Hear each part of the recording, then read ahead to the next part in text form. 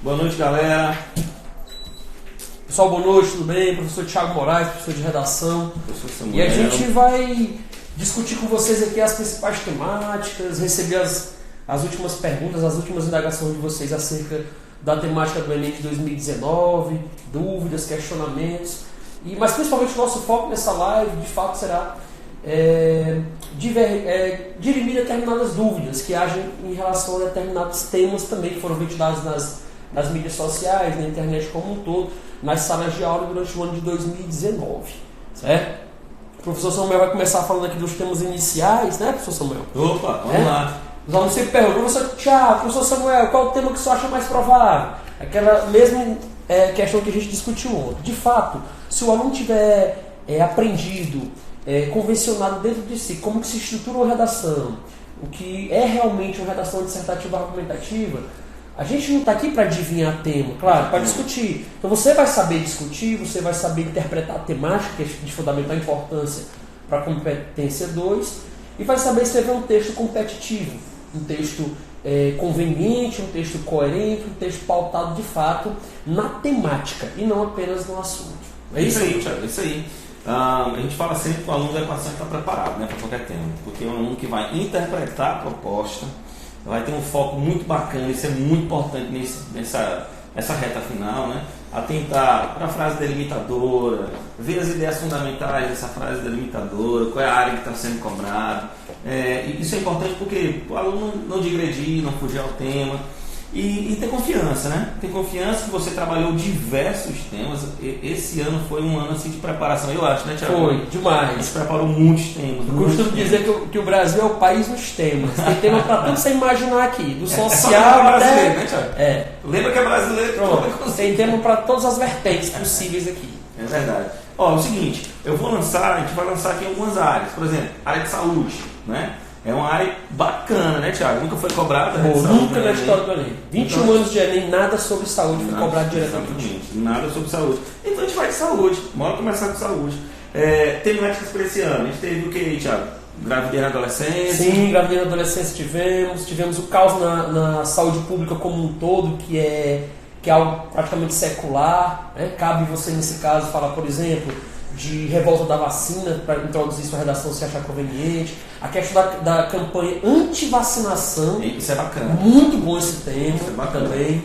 Eu costumo dizer, né, Thiago, que o aluno, ano passado, ele viu manipulação, ele viu internet, vou falar sobre fake news. E não era fake news, mas vacinação tem um espaço, um ambiente ali argumentativo bacana para ele falar de fake news. Tem sim. Né? Assim, cabe você, eu sei que nos primeiros minutos pode ser que alguns alunos estejam um tanto quanto apreensivos, nervosos, que é comum, né?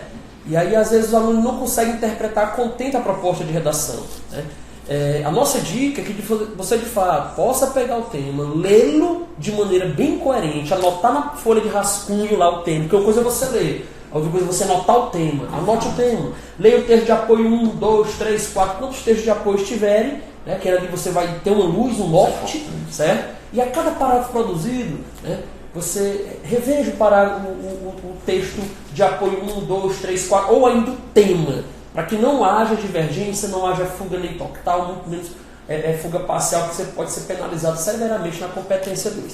Esse de saúde é muito bom, é um tema interessantíssimo. Tem diversas vertentes. Lembrar que saúde é um eixo temático de vertente social, né? Então, assim, a FGV, ela geralmente se pauta em temas de tal natureza. Tá? Pode ser que não seja também, mas esse de saúde, que trata, vamos trazer, por exemplo, a questão da saúde mental. Bacana. É isso? Bacana. Aí nós temos a saúde mental, inclusive o aluno tem que ficar atento, que nós tivemos novos direcionamentos, inclusive na saúde pública brasileira, em relação a esse combate ao suicídio. Né?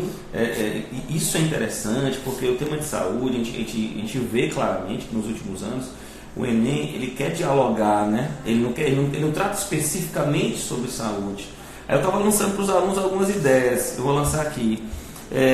Especificamente suicídio é um tema interessante, mas se a gente falasse, por exemplo, de doenças mentais relacionadas aos policiais, por exemplo. Pronto, aí seria uma vertente mais específica. Muito específica. É um temaço, né? Porque visto que o IBGE publicou recentemente também o número de policiais, de policiais da própria penitenciária, agentes penitenciários, que também eles atentam contra a sua própria vida, em razão daquele ambiente pernicioso, teoria do hábitos, por exemplo. Aí. Então é uma vertente muito específica, tá certo? Então cabe a você, caso o tema venha de maneira bem específica, vamos lembrar, por exemplo, aqui da questão do ano de 2017, desafios para a formação educacional, agora só, de surdos no Brasil, olha só, a temática focada nisso. Cabe você ver qual é o tema fechado, qual é a temática fechada, interpretar, observar a especificidade dela, para aí então você de fato começar a redigir.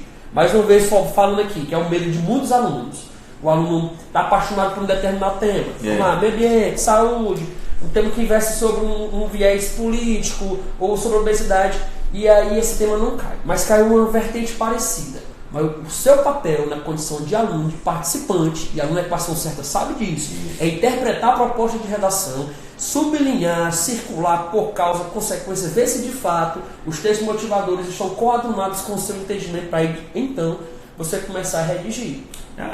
O texto de apoio ele é muito claro, né? Os textos motivadores. Aí o aluno tem que fazer o que a gente chama de brainstorming, né? Ele pega a frase lá e começa a riscar a prova todinha e encontrar, e linkar, isso que o Thiago falou é importante, é linkar o que você produziu durante o ano. Porque muitas vezes, a gente vai falar de doenças mentais. Professor, eu produzi um tema que falava sobre, esse ano, por exemplo, a gente falou de doenças mentais, a gente falou de depressão em sala de aula. Ansiedade.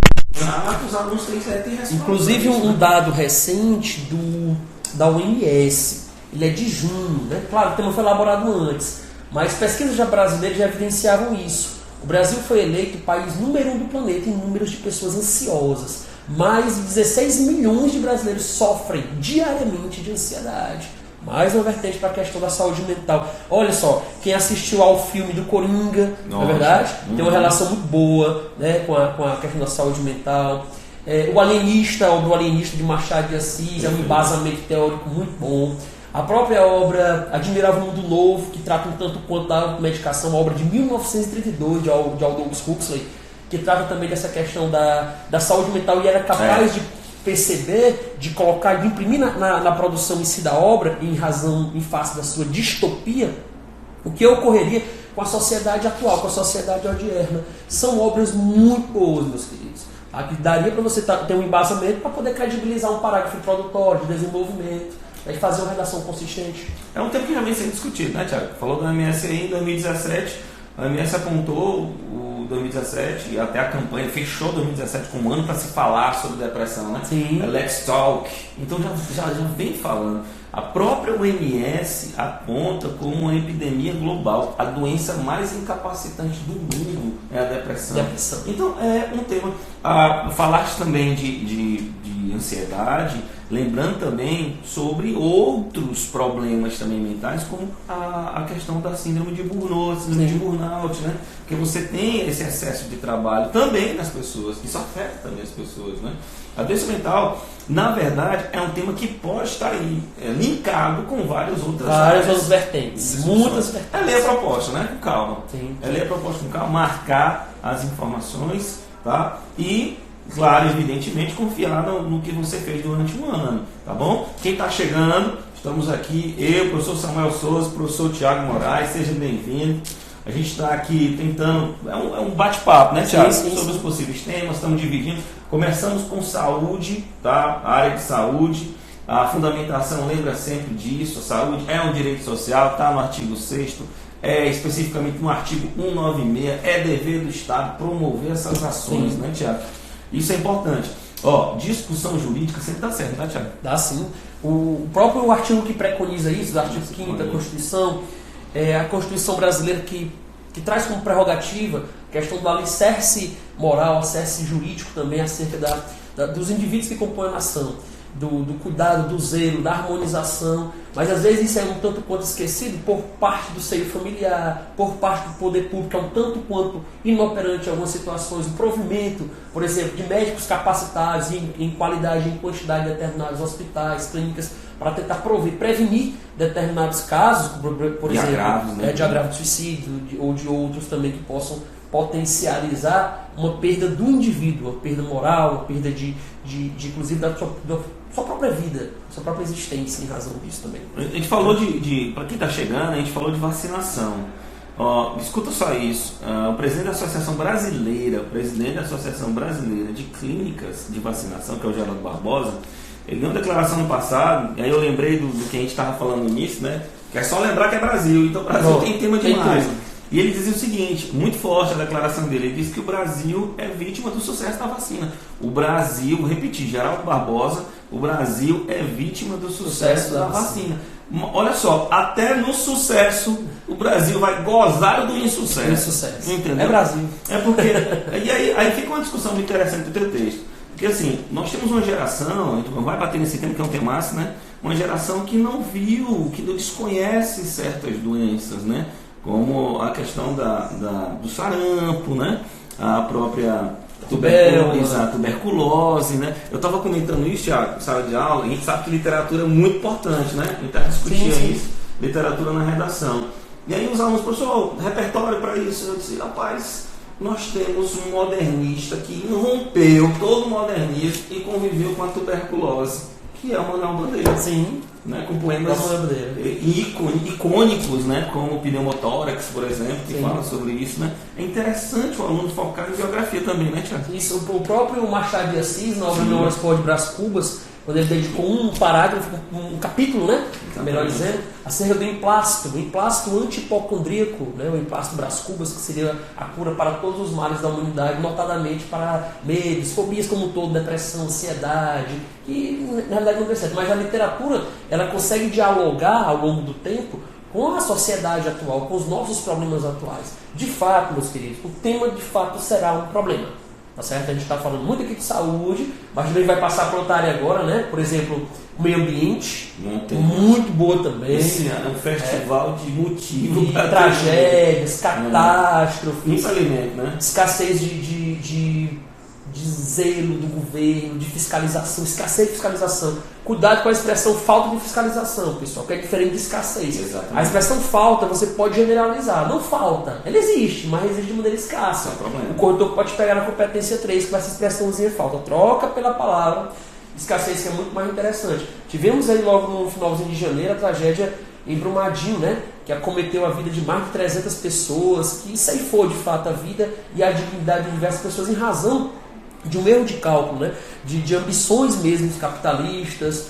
E se você observar, o Brasil desde cedo vem sendo explorado, desde o pau-brasil, cana-de-açúcar, ouro, e agora não é diferente. Uma empresa de fora, né? Uma empresa que era brasileira, claro, e agora comandada por um capital estrangeiro, que é a Vale, muito conhecida, né? Em vez de prover mais segurança, cuidado para com o brasileiro, as pessoas que viviam nas imediações ali, e a gente não deixa de esquecer o que ocorreu em novembro de 2015, né? Também em Mariana e agora em Brumadinho. Eu acredito muito que se esse tema cair, não vai ser direcionado totalmente para Brumadinho. O tema não é Brumadinho, e provavelmente o tema também não seja, Samuel, a questão das queimadas agora nos meses de agosto e setembro, na floresta amazônica, porque o tema foi elaborado ainda no primeiro semestre. A gente sempre chama a atenção do aluno, porque o primeiro semestre é revelador, né? Sim. O primeiro semestre é revelador. Ali a banca está atenta, né? A banca está atenta com o que está acontecendo, ela olha realmente para o ano anterior, ela olha para aquele primeiro semestre, e tudo pode estar ali no rol de temas que ela vai escolher, né? Tudo pode estar ali. Se cair um tema sobre meio ambiente, você vai poder utilizar fatos novos, essa é a verdade. Especificamente não, mas você vai utilizar fatos novos. E lembrar, num tema sobre o ambiente, que o Brasil, isso é fato, viu, meus queridos, isso é fato. O Brasil investe muito pouco em prevenção. Ele não se preocupa em prevenir. Lembro vocês que na crise, ali no auge da crise, né, 2013, 2014, a gente tem ali uma queda, e aí você teve Mariana. O Brasil já vivia uma queda de verbas, de investimentos. Exato, para prevenção de acidente, de queda exponencial. Exatamente. Então é um argumento muito factível, tá? É um argumento muito interessante você apontar. Não, como o Thiago falou, não é inexistência, né? Mas existe pouco investimento. Né? A ideia de ser um investimento ínfimo, que não contemple a realidade de prevenção. Isso é interessante, né, Thiago? Isso. Ainda acerca da questão do meio ambiente, tem uma teoria muito interessante, meus amigos, que é a teoria de Gaia, que a princípio ela era uma hipótese do inglês James Lovelock, que dizia preconiza que a Terra é como se fosse um organismo vivo. E a partir do momento que as ações antrópicas irresponsáveis vão infligindo, desrespeitando o planeta Terra, a Terra ela responde de igual teor, de pior teor. Né? Mudanças climáticas repentinas, erosões mais do que esperado, mudanças meteorológicas que acabam inviabilizando e comprometendo a vida do ser humano. Ou seja, o homem ele é o primeiro agressor, é o agressor de fato número 1. E a Terra, que é oprimida, ela passa a responder. É uma teoria muito boa, teoria de Gaia, James Lovelock, caso você use aí para embasar a sua redação a respeito desse tema. Na história eles vão encontrar demais, né? Desde o primeiro momento, na história, desde a pré-história, desde quando o homem precisou retirar da natureza. A gente sabe que existe essa extração e há pouca preocupação. Em relação a esse embasamento, né? Tem também, a gente passa para os alunos, a teoria do Gaia, né? A gente olha a teoria de Gaia, que a gente olha para essa questão do organismo vivo, é espetacular, né? Sim. A ideia do retorno. A ideia do capitalismo também é muito forte, é um argumento convincente, a gente sabe disso, que há essa intenção de explorar de maneira desmedida, né? Predatória, exaurir a natureza, né? Tem uma teoria no livro chamado Felicidade Foi-se Embora, né? Que é um livro coparticipativo, existem coautores. E lá tem o Frei Beto, que é teólogo, filósofo. O Frei Beto ele aponta que os direitos sociais eles foram mercantilizados. Saúde, educação, né? Se você hoje tem dinheiro, com essa influência do capitalismo, você vai ter um direito social muito bacana. Agora, o que é interessante, o que isso tem a ver com o meio ambiente? É porque ele diz que se você capitaliza o direito social, você vai tirar de onde? Da natureza. Então a natureza também é de sobra, aí no caso, né? A natureza é também mercantilizada. E segundo ele ainda nessa teoria, a natureza vai perder por isso, em função dessa exploração, a capacidade de se recompor. Ela precisa da intervenção humana. É interessante demais. Os próprios processos ao longo dos anos de êxodo rural, que provocou a verticalização das cidades, a própria gentrificação, o homem sempre usando a matéria-prima, né? A própria devastação da floresta amazônica, da Mata Atlântica, extremamente dos hotspots. É uma prova. A Cerrado, Mata Atlântica, hotspots. É uma prova cabal de que o ser humano age de maneira irresponsável, de maneira, e até se auto-flagelando, porque ele precisa daquilo. É a questão de um ar puro, da poluição atmosférica que acaba cometendo na sua vida também. A teoria parece simples, mas é uma teoria muito certa, que provavelmente nunca deixa de existir, do próprio Hobbes, né? De que o homem ele é lobo de si mesmo, o homem é lobo do próprio homem. Ele acaba praticando ações que acabam infligindo, cometendo a sua própria vida, a sua própria existência, a sua própria capacidade de viver em harmonia entre os seus. Infelizmente, esses atos, mesmo com o Acordo de Paris, mesmo com o Protocolo de Kyoto, infelizmente eles crescem de maneira exponencial no Brasil e no mundo. Então é um tema bom, é uma temática interessante, há um bom tempo. O Enem não cobra nada sobre o meio ambiente. Então 2008. Foi Máquina de Chuva da Amazônia. Isso, nunca mais. Então, novo Enem não tem, né? Não tem. Né? 10 anos de novo Enem ainda não teve, não. Mas é um tema primordial. Né? Entraria como intervenções, por exemplo, a questão da melhor fiscalização do poder público, o próprio Ministério Público mais atuante, mais fiscalizatório, implementando leis mais rígidas, punindo os transgressores, os próprios subversores que acabam cometendo, infligindo o planeta Terra como um todo, notadamente o Brasil. Aí você, Melzão, certo? A escola e a família, com diálogos, com exemplos, projetos e programas que enalteçam de forma exata a própria preservação ambiental. Projetos, programas, atividades lúdicas, atividades teatrais que possam enaltecer de maneira mais interessante e não de maneira esporádica, de maneira mais sucessória, podemos dizer assim, sucessiva, o próprio planeta Terra. É um tema muito bom. Cuidado com esse tema, que ele pode estar lá na sua prova no dia 3 de novembro. Muito bacana, muito bacana. Ó, meio ambiente, lembrem, artigo 225, ainda na fundamentação, artigo 225. Olha a palavra-chave: direito a um meio ambiente ecologicamente equilibrado. Lembrando que a gente tem essa teoria, né? A teoria é exatamente dessa do respeito, da solidariedade intergeracional. Ou seja, todo tipo, toda e qualquer regimentação passa por essa ideia de deixar um futuro melhor para as próximas gerações. Isso é muito interessante discutir essa ideia da solidariedade intergeracional. Tem uma obra, Thiago, você vai apontar que literatura vai ser sempre nosso foco, né? Tem uma obra chamada Canaã, Graça Aranha, tá? Um dos responsáveis pela Semana de Arte Moderna. Lá, e tem várias discussões. Ele vai promover uma discussão ideológica entre o Lentz e o Milkau, né? Os dois. E aí, na instalação lá, deixa eu contar essa historinha para depois tu pesquisar em casa. Na instalação de uma colônia alemã no Espírito Santo, eles vão discutir muito sobre diversos assuntos, entre eles a necessidade de derrubar muitas árvores para poder instalar a colônia. Olha só, não aceita de jeito nenhum, que é o Milkau, não aceita de jeito nenhum derrubar muitas árvores, porque ele diz que o homem tem que tirar exatamente aquilo que só é necessário na natureza. Agora, o que eu quero chamar a atenção? A obra é de 1902. A obra é do início do século XX, então já traz a discussão muito antes, né, sobre essa questão da sustentabilidade. É interessantíssimo. A Cidade das Serras, de Essa de Queiroz também. Opa, a Cidade das Serras, uma obra interessantíssima para você pautar a sua redação, embasar seu discurso, o argumento acerca disso, que é uma obra também já capaz de prever o que poderia ocorrer na sociedade odierna acerca dessa não preservação, desse não cuidado, desse não zelo pelo meio ambiente. Você falou, Samuel, de futuras gerações. E aí cabe a gente falar também de um tema interessante, né? Que é a questão da valorização do idoso.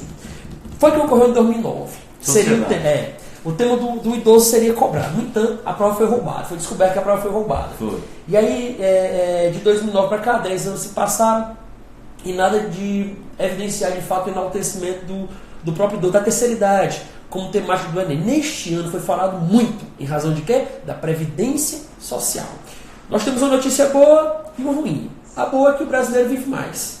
A ruim é que viver mais não significa viver com qualidade. Viver bem. E aí nós temos problemas na questão da saúde, da educação desses idosos, do lazer desses idosos, do aparato médico hospitalar para com esses idosos e, notadamente, daquilo que mais acomete financeiramente o Brasil depois da corrupção, que é a questão da previdência. Certo? O Estatuto do Idoso de 2003 ele é lindo, é maravilhoso. No entanto, se você pegá-lo, vê-lo, lê-lo e comparar com a sociedade atual, você percebe que o idoso ele é muito pouco respeitado.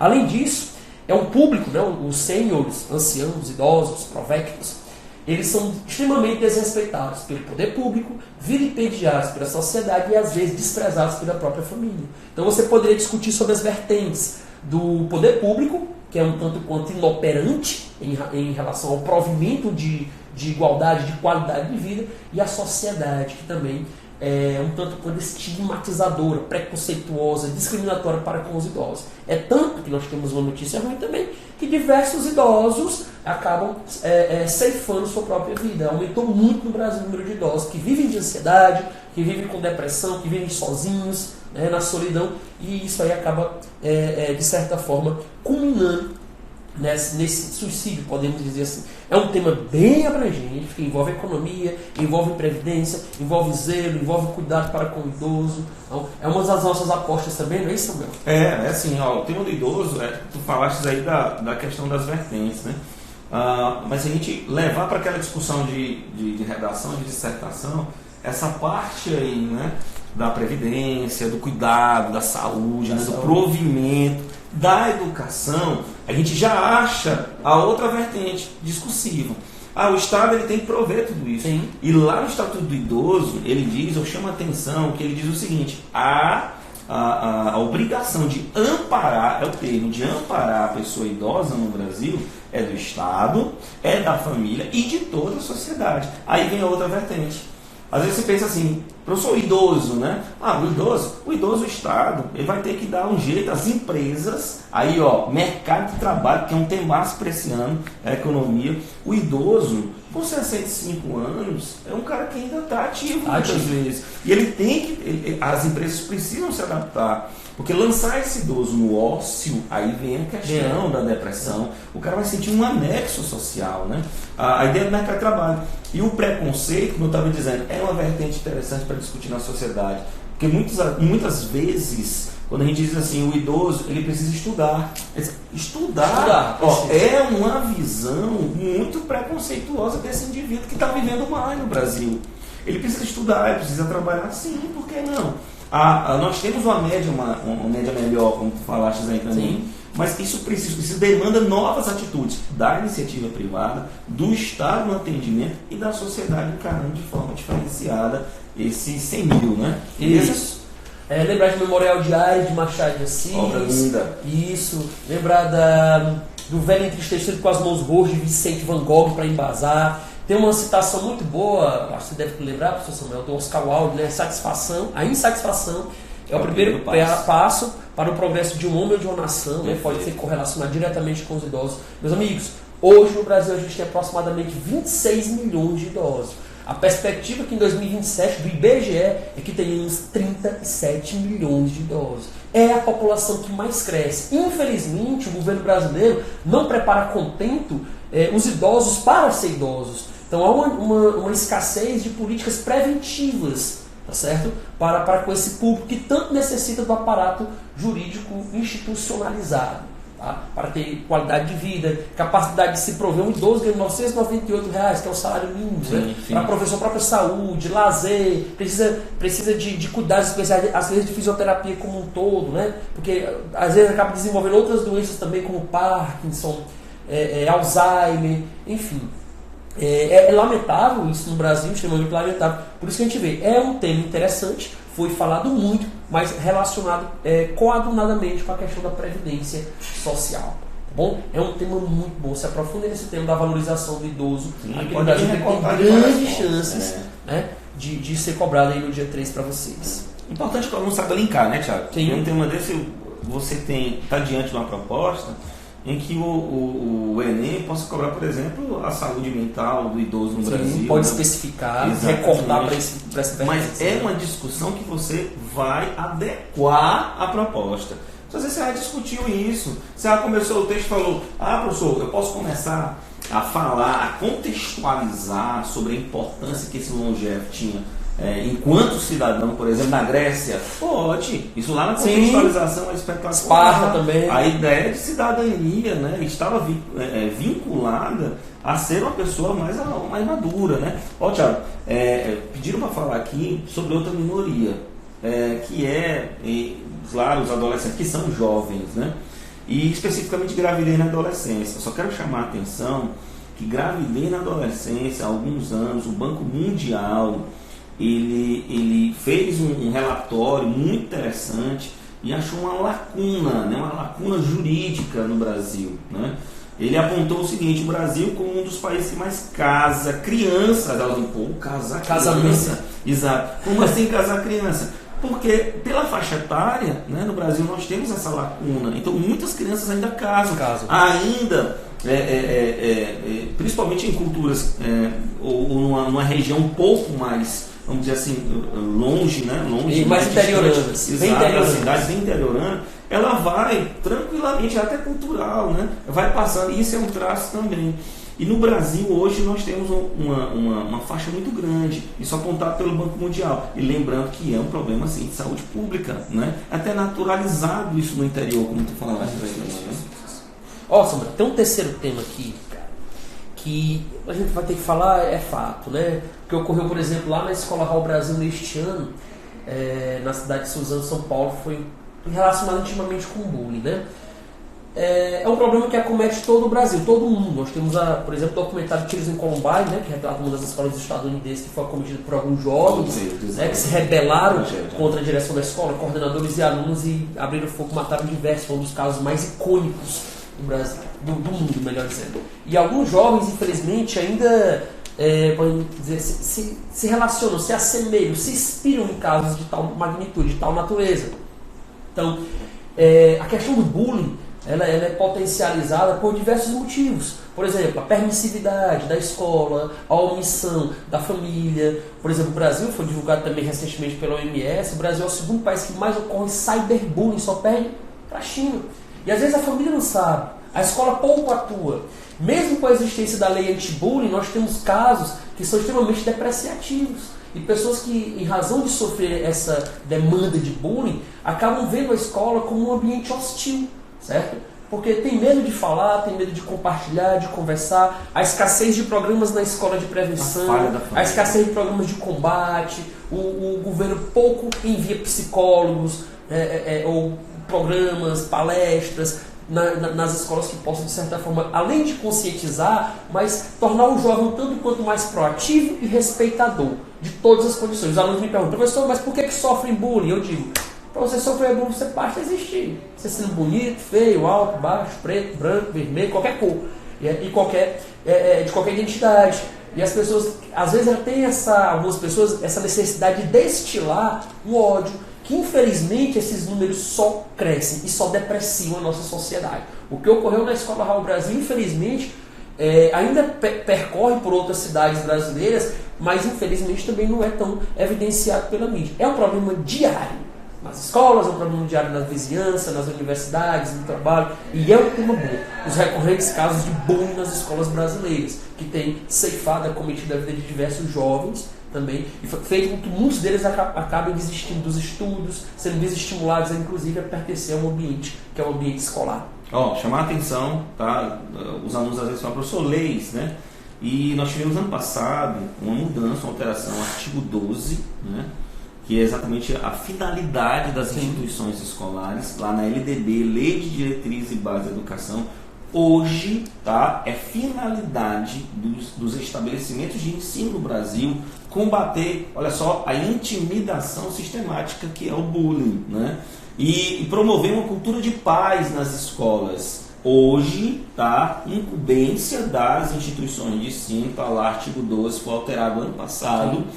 Isso é interessante por quê? Porque você tem 2018 para 2019, então depois disso também, então isso fortalece a tendência para se cobrar um tema como com certeza esse, esse não passou na cabeça dos avaliadores, dos elaboradores. Exatamente. Com certeza, passou, exatamente. De fato. Pode ser o tema. E aí assim, é o que a gente fala, um repertório desse, eu uso, está autorizado, né? Tranquilamente. Lembra também o seguinte, eu vou aproveitar essa deixa. Esse ano nós tivemos uma alteração também. Uma das finalidades da escola é combater o uso de drogas nas escolas, tá? É também um bom tema. Escola, Thiago, bora para a escola? Escola militar. Sim. É um bom tema, né, Thiago? Ordem, autoridade, disciplina. Seria uma boa no Brasil? Tá brigando comigo. Pergunta se o Bolsonaro quer esse tema de militarização das escolas.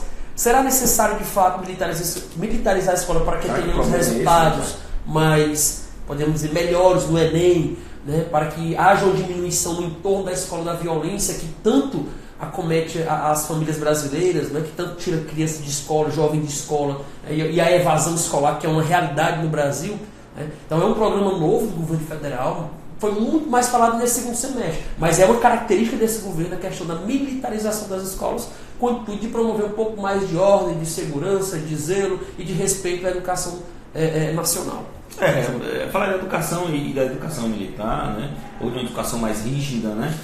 Que imprima essa ordem, como foi falado, é interessante. Mas interessante é eu entender que se está discutindo isso, não é hoje, não é de hoje que se discute. Isso é uma realidade que vai envolver todo o país. Lembrem, o Brasil ainda é um país com 11 milhões de analfabetos. O Brasil tem um Plano Nacional de Educação que quer em 2024 erradicar o analfabetismo. Não vai conseguir fazer isso. Ele não está conseguindo bater as metas. Sem falar do PNE. O PNE preconiza que 10% do PIB em si seja investido em educação. Exatamente. Só que a gente percebe no Brasil, de fato, por mais que haja dinheiro, 10%, 20%, se mover gerenciamento, organização, de fato, a gente não vai ter uma educação de qualidade. E aí, de fato, vai acabar ocorrendo diversos problemas. E aí o governo quer, de uma forma ou de outra, acabar pleiteando determinadas obras, determinados projetos, determinados programas para tentar minimizar a evasão, para tentar minimizar a reprovação e colocar o Brasil num patamar muito mais interessante do Programa Internacional de Avaliação Estudantil, que é o PISA. Né? O Brasil não está muito bem em relação de 0 a 10, o Brasil não chega nem a 5 pontos. Ainda está muito mal, bem abaixo dos países desenvolvidos. E não será a hora também de repensar se a escola, né, que vai, a minha tendência é matricular meu filho na escola militar, né? Por quê? Porque essa escola vai dar mais ética, vai ensinar meu filho a ter respeito. E a família? A própria Constituição, lá no artigo 205, ela vai prerrogar o seguinte, ela diz que o Estado, a família são responsáveis pela educação. Então, se a família está passando essa responsabilidade para o Estado, para a escola, é porque ela está falhando.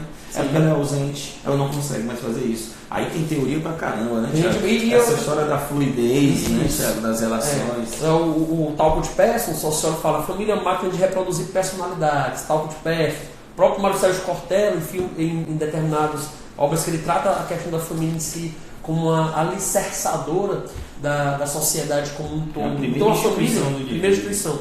A família, quando está ausente, né, por alguns pais que colocam o papel educacional apenas na mão dos professores da escola, que a escola faça milagre, e não trabalha em parceria com essa escola, e aí determinados jovens acabam se perdendo no meio do caminho, vendo a escola como um ambiente hostil, um ambiente ruim. Por isso que é importante também, falo muito para os alunos, ter cuidado ao intervir. Não ponha a família sozinha como interventora. Não ponha, é perigoso. Tente associar a família com as instituições educacionais. Né? Quando você fala instituições educacionais, você já vai abranger as escolas, vai abranger as faculdades, as universidades, que é muito mais interessante. Infelizmente, a família às vezes deturpa mais do que ajuda em algumas situações. Certo? É um tripé da educação, né, Tiago? A escola, isso. Família e Estado. Né? A escola é aquela interseção. Associe. Né? Não deixe só na mão da escola, mas também não deixe só na mão da família. Intervém família e a escola, orientando, educando, por meio da exemplaridade, a escola, da transmissão de princípios éticos e morais, do diálogo, e a escola, de fato, por meio de projetos contundentes e duradouros, por meio de intervenções um tanto quanto profiláticas, né, preventivas, que possam, de certa forma, dirimir e mitigar esses determinados problemas também que acabam influenciando e acometendo a sociedade brasileira como um todo. Aí, refugiados, recentemente foi que houve o SAEB, né? Sim. A prova do SAEB foi a questão da migração no Brasil, dos venezuelanos. Sim, a FGV preparou. Exatamente. Então, a gente não descarta 100% a questão dos refugiados. Mas é um tema interessante lembrar que foi no ano, me ajuda Samuel, no ano de 2011, o movimento migratório? Foi. Movimento migratório para o Brasil no século XXI. E aí a gente não conseguia prever essa crise na Venezuela como um todo. Foram considerados recentemente refugiados, eram imigrantes, né? E aí a gente, por exemplo, a ONU declarou no ano passado que a pior crise humanitária após a Segunda Guerra Mundial foi a crise do ano de 2018. É um tema bom, claro, é um tema interessante. A gente consegue ver também que a questão dos refugiados tem uma relação muito próxima com um livro do Zygmunt Bauman chamado Estranhos à Nossa Porta. A quem puder ver de que o livro trata, a questão da liquefação das relações sociais. Não é só uma crise político-social, mas também uma crise ética. É uma crise de valores. Várias pessoas ainda morrem de fome, ainda morrem de sede, perderam a sua dignidade, né? Ocorre a xenofobia, as políticas protecionistas. Você lê um pouco mais de maneira mais profunda o que ocorre na Venezuela, a vinda de venezuelanos para o Brasil, fugindo mesmo da fome, da miséria, né? Da perseguição política, das crises econômicas, né? Vamos ter que fazer o link, né? Porque refugiado também, se ele for olhar para venezuelanos, o caso dos venezuelanos, ele vai ver ligação, por exemplo, com novas doenças que chegaram também em função desses refugiados. Então, é saber fazer o link, né? Tu falaste aí do Zygmunt Bauman, interessante também a teoria lá em Amor Líquido, né? Em próprio Amor Líquido, que ele diz que nós perdemos a capacidade de enxergar um estranho de maneira humana. E está falando de humanidade. E ele pega o link de Amor Líquido e compõe Cegueira Moral. Exatamente. Excelente para colocar na redação. Cegueira Moral. Zygmunt Bauman, do polonês Zygmunt Bauman. Tudo que é líquido, a questão do esfacelamento, do cuidado, do zelo, da afetividade, da efetividade para com o outro, a escassez de altruísmo, né? Tem total relação com esse tema de refugiados, que sim, pode ser colocado, é um tema interessante, é um tema muito bom. Chamar a atenção, viu, gente? Chamar a atenção. Tem uma certeza, tá? Tem uma certeza.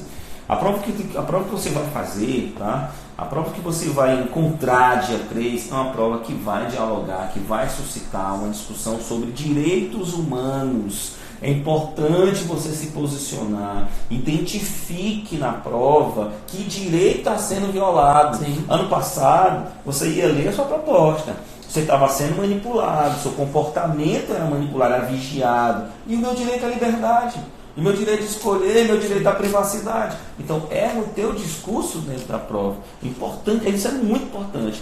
Independente de qualquer perspectiva, de qualquer burburinho em relação a temas, né? É importante que você entenda que a prova está estruturada, é pautada nos direitos humanos. Isso é que é muito importante, né?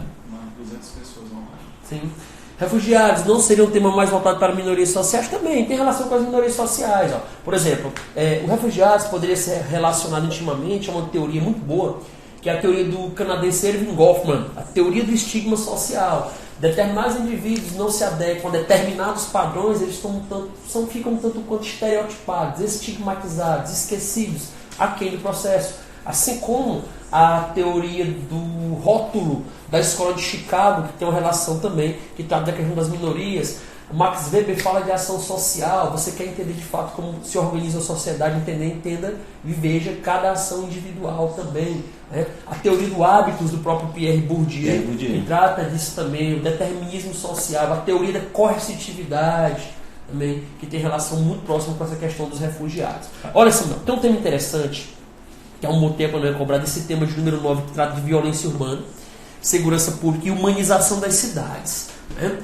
Nós temos visto que de 2014 para cá, o Brasil é apontado como o país número 1 em violência urbana e assassinatos. Nós temos dados de 2017 que evidenciaram 173, dados inclusive do DataSUS e do IBGE, 173 assassinatos por dia. Em razão de que isso ocorre? Em razão de que isso é perpetuado no Brasil? A violência urbana, que provoca o indivíduo, ele acomete, ele erra, ele infringe a lei, e aí ele é posto na penitenciária, na cadeia. Não é isso? Isso. E aí a gente percebe um link, um diálogo entre isso daí. E o que é que vai ocorrer com ele lá? Né? Notadamente, ele será tomado por um determinismo habitual do próprio ambiente em si. E a gente percebe que os presídios, eles não trazem quase nada de humanização, de zelo, de cuidado, de tentar ressocializar, reeducar para depois reintegrar. É tanto que quando esses indivíduos são postos em liberdade, quase ninguém oportuniza. Né? E eles geralmente voltam a cometer as mesmas atrocidades. Brasil, terceira maior população carcerária do planeta, perdendo apenas para os Estados Unidos e para a China. Mais de 40%, segundo o Infopem, mais de 40% das pessoas detidas hoje no Brasil, das pessoas privadas de liberdade, as encarceradas, sequer foram julgadas. É um problema recorrente, é um tema interessantíssimo, é um tema muito bom, que você poderia ver sobre essa perspectiva, né, da qualidade de vida, da segurança das cidades, da humanização das cidades, da democratização da saúde, da educação, da oportunização. E diversos elementos acabam convergindo para esse aumento exponencial da violência urbana aqui no Brasil. É um tema muito bom, um tema bem interessante. É importante lembrar que o artigo 144 ele diz o seguinte, que é dever do Estado, né? Todavia ele chama a atenção que é nosso dever também, de toda a sociedade, manter a ordem, a incolumidade do indivíduo. Né? E o interessante também aí em relação à teoria, às vezes a gente acha que a violência, né, às vezes a gente acha que lá a gente estava falando do imigrante, que o imigrante na rua não tem nada a ver com a gente. Tem uma teoria do Mário Sérgio Cortella que falou, lembrei, que ele diz o seguinte, ele diz que é preciso cuidar, lá em Qual é a Tua Obra, é preciso cuidar da ética, para a gente não anestesiar a razão e começar a achar que tudo é normal. A nossa vida é alterada com a violência. Nós não temos os mesmos hábitos. Nós procuramos viver em muros, nós nos escondemos, nós tentamos nos proteger em relação à violência. E isso é uma discussão interessante. Tem alguns pedidos aqui, Thiago. Violência urbana. A violência urbana já caiu no Enem como tema, tá? Violência urbana. Antes desse novo Enem. É um drama urbano. A gente falou aqui de acesso à cidade, acesso igualitário ao espaço urbano. Violência nas escolas, a gente já falou. Sim, do bullying, né? Isso, educação à distância. É programa de governo. Sim. 1,5 milhão de pessoas ano passado, né? Foi esse o dado, Ministério da Educação, frequentaram, estavam matriculados, estavam online em cursos. Grandes discussões, infraestrutura, nem todo mundo tem essa infraestrutura, e o próprio olhar do mercado de trabalho e da sociedade em relação a isso. Aí cabe qualquer teoria sobre preconceito também, né?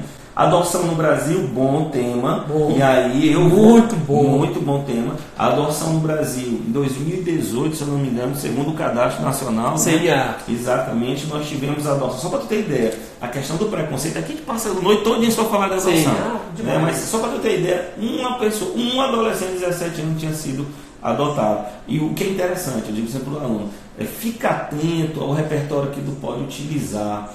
Porque num tema como esse, eu sempre chamo a atenção de biografias. Eu vou de novo na literatura. Sim. Cruz de Souza, sob a tutela do ex-dono dos pais dele, né, teve toda uma criação diferenciada. Adotar é dar cidadania para alguém. Isso é muito bom. É um tema muito forte. As pessoas geralmente recorrem, infelizmente, ou destilam preconceito. Porque parte dos futuros pais, dos pretendentes a pais, né, querem crianças, podemos dizer assim, pré-fabricadas, né? Brancas, com um aninho de idade ou mesmo isso já acontece nos Estados Unidos. Isso já acontece. Já um preconceito, uma discriminação já de se fato, fabrica isso já realmente. visualizada aqui no Brasil. Então, essa perspectiva do Estado que às vezes burocratiza também os processos adotivos, teoria do monstro macrocéfalo, do jurista Raimundo Fauro caberia nisso, e do preconceito, da discriminação, da escolha, da seleção que às vezes alguns pais fazem. Os últimos dados evidenciam mais ou menos 7 mil crianças precisando de adoção e mais de 30 mil futuros pais querendo. Olha só o disparate. Esse fosso de disparate, né, entre quem precisa ser adotado e quem quer adotar. É incrível isso daí, e é inconcebível também. Existem mais pessoas querendo adotar que de fato tem crianças que necessitam de uma adoção. Falar de evasão escolar. A gente falou de evasão escolar. Evasão escolar é um tema que linka todos os outros. Gravidez na adolescência, alcoolismo, bullying, a questão financeira da própria família. O IBGE aponta, inclusive, eu falo sempre dos alunos, o IBGE aponta com um dos dados, ele faz um painel, né? Um painel da educação brasileira, e um dos pontos da evasão escolar é a saída da escola para seguir uma carreira artística. Ó, Thiago. Isso é interessante. A evasão escolar é um grande problema. Gente, todas as mudanças, todas as reformulações da educação tentam diminuir a evasão escolar no Brasil, que é um grande problema hoje. Sim. Tem aí, Thiago? Tem um tema aqui, que são os caminhos para combater o abuso e a exploração sexual de crianças e adolescentes. Um tema delicado, mas lembre, tema delicado não cai sim. Depressão não cai, porque vai mexer muito, né, com quem está escrevendo. Não, lembre que em 2015, 20 redações foram parar na mão do ministro. Mulheres que denunciaram... redações denúncias. Exatamente, denunciaram um crime e foram parar na mão do ministro. E era um tema que muita gente não estava apostando, porque foi o ano da legislação, da lei de feminicídio. Não, está muito na cara. E foi o tema 6 anos do Maria da Penha. 6 anos do Maria da Penha. E nós tivemos agora a lei da importunação. Sim, também. Um dos grandes dramas para não funcionar um ano depois, né, dessa lei da importunação é simplesmente a falta de entendimento, né? Em muitas delegacias, tá? Muitos agentes apontam o fato de que não há um direcionamento de verbas, não há preparação, ou seja, a lei só funciona no papel. A lei, existe um hiato, né, entre a existência da lei e a aplicabilidade. Eu falo muito para os alunos também, cuidado quando você for intervir em qualquer desses temas que a gente discutiu. Cuidado com a petição de lei. Vou pedir mais leis.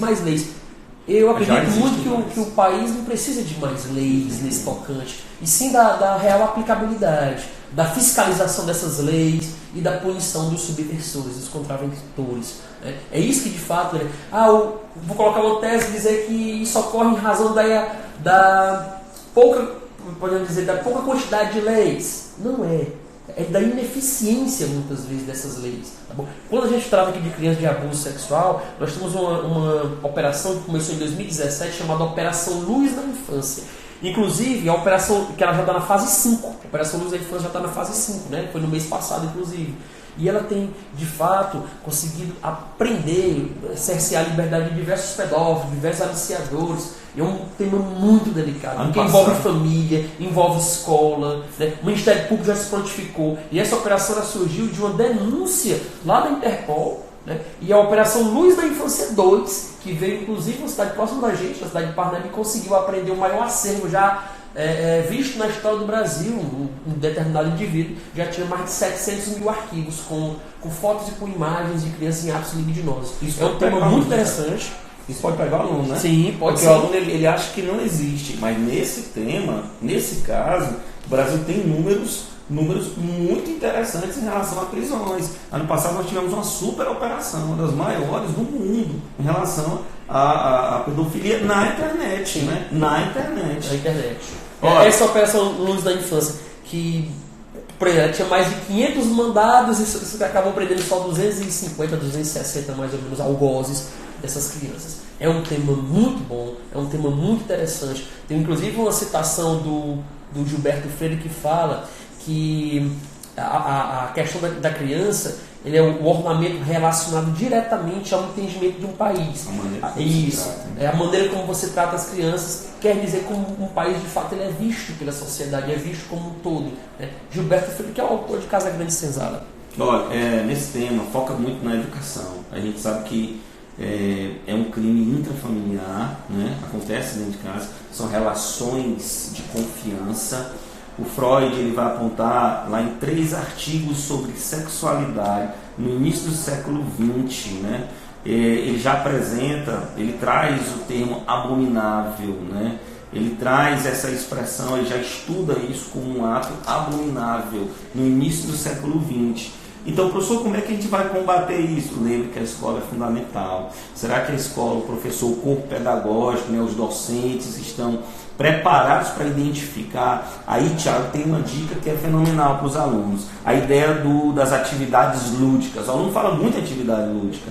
Olha só, uma criança em uma escola, ela pode fazer uma atividade lúdica. Eu posso promover na escola, direcionar um dia de pintura, um dia de desenho, para tentar identificar as crianças que estão exatamente com uma finalidade, um acompanhamento especializado, ver aquelas crianças que estão sofrendo qualquer tipo de abuso. A escola vai ser de novo, essa criança sofre violência, mas ela vai estar na escola. Lembra sempre, criança e jovem, há uma discussão sempre escolar, porque é a idade escolar, né? Então nós vamos ter ali uma discussão sim dentro da escola. Escola com a gente, escola com um problema, vai aparecer tranquilamente.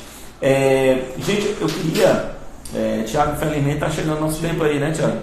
Eu queria agradecer aí a todo mundo que participou. Quantas pessoas, hein, Fernando? Quantas pessoas participaram aí, em média? Ainda não dá para saber, senão eu ia acabar. Nós tínhamos 200 pessoas aí, né? 200 agora, né? Eu queria agradecer aos 200 novos 200 mil pessoas, né, que nos acompanharam, tá? Dizer que a ideia da live é exatamente essa, a gente fazer um bate-papo aqui livre com os principais temas, né? Essa live vai ficar gravada, isso é interessante que você assista, veja o que a gente falou aqui de teses, de dados, né? Os diversos temas. Por quê? Porque se não estiver lá, mas a gente espera, sim, claro, que esteja lá esse tema que a gente passou por ele aqui hoje, né, Thiago? Sim. Agradecer ao Fernando Gomes, ao Chaguinha, a toda a equipe da Equação Certa. Foi um ano muito difícil pra gente, né? Muitas redações, tivemos que melhorar a cabeça de muitos alunos, a forma de pensar, de agir, de redigir, de intervir, de argumentar, de contra-argumentar. Mas isso é proveitoso, isso é muito bom, porque nós escolhemos esse ofício, né? De ser professor de fato e professor de redação, que é uma área muito voltada para o Enem. É praticamente o que você precisa, mais de 40% da prova talvez, né? A redação muito bem feita, a redação muito bem elaborada para se tornar competitivo. Né? Então, o grupo Equação Certa, a família Equação Certa está aberta para vocês. Muito obrigado pela participação, pelos elogios, pelas perguntas que foram extremamente inteligentes aqui. Agradecer aqui ao meu amigo professor Samuel pela parceria no ano de 2019. Vamos junto. Certo? E a gente, se Deus quiser, vai colher muitos bons resultados. Espero que todos vocês tenham uma exitosa participação no Enem. Está aqui Fernando Gomes, né? E aí, galera? Dando todo o apoio. A galera pediu aí trocentas vezes pra gente deixar salva a live, né? Garantindo a vocês que a live vai ficar salva. Agora, um detalhe, essa live, né, como fica salvo por 24 horas aí, a gente vai colocar também no YouTube. Sim. Que bom. E todos os alunos que tiveram acesso à plataforma do Equação Certa vai ficar lá gravadinho para esse aluno. Aluno que fez simulado aberto, aluno do pré, aluno de isoladas que tiveram acesso à plataforma, vai para a plataforma ficar salva para ele assistir quantas vezes ele quiser. Só pode levar o celular pro dia do Enem, viu? De jeito nenhum. Beleza, galera? Um abraço. Eu queria também dar o tchau, agradecer meu amigo Thiago, a parceria é total, Thiago, muito prazer estar esse ano aqui no Equação Certa. Dizer mesmo, tá? A expectativa é muito boa, né, Thiago? É sim. E trabalhou pra caramba, não foi? Muito, muito. Valeu, gente. Até mais. Mais.